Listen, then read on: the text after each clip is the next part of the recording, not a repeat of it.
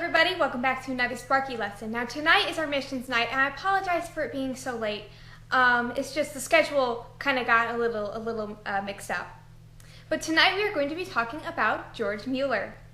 Now George Muller was born on September 27th of 1805 in Germany.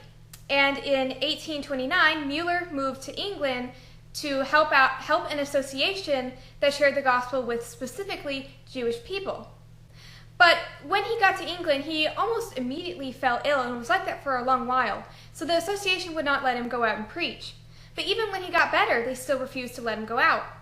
So before the year was over, he sent a letter to the association telling them that he would stay a part of the association if they let him choose when and where he would preach. In the new year of 1830, he received a letter back from them denying his request, so he pulled out. He then moved to Tynemouth and worked with his best friend, Henry Craig, where they would preach at a church. On October 7th of 1830, he married a woman by the name of Mary Groves, and in 1836, the two of them began to work with orphans. Very soon, they ended up owning 5 homes that were specifically built to house orphans. Even one of them was built to hold up to 500 orphans at once. So those homes were pretty big.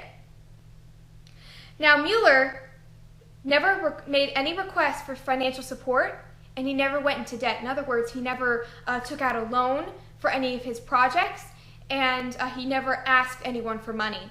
Everything he received was through unsolicited donations.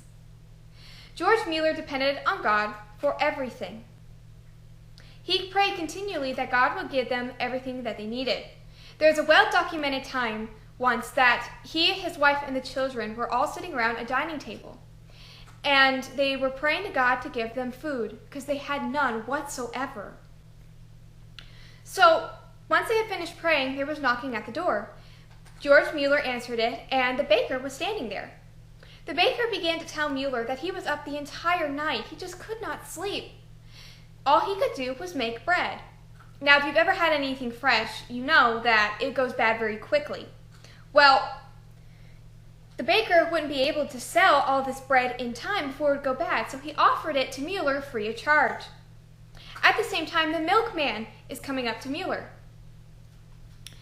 And the milkman begins to tell Muller that the wheel to his cart just broke off right in front of the orphanage. Now, at the time, a milkman, what would happen is that you would get in the mornings it'd be about a quart of milk, fresh milk, and at night, because you would have the milk all throughout the day, when you were done, you would put out your empty jar on your front porch. The milkman would then come by in the morning and exchange that empty glass jar for a full one of milk. Well, the milkman wouldn't be able to deliver all that milk in time before it would go bad, so he offered it to Muller. Oftentimes, he did not know where any of the food or the money would come from, but George Muller never worried over it. He never worried about it because he always depended on God, and God always answered his prayers. In his lifetime, he worked with 10,024 orphans.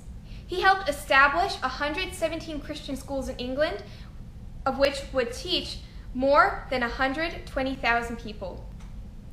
On March 10th, in 1898, George Muller passed away.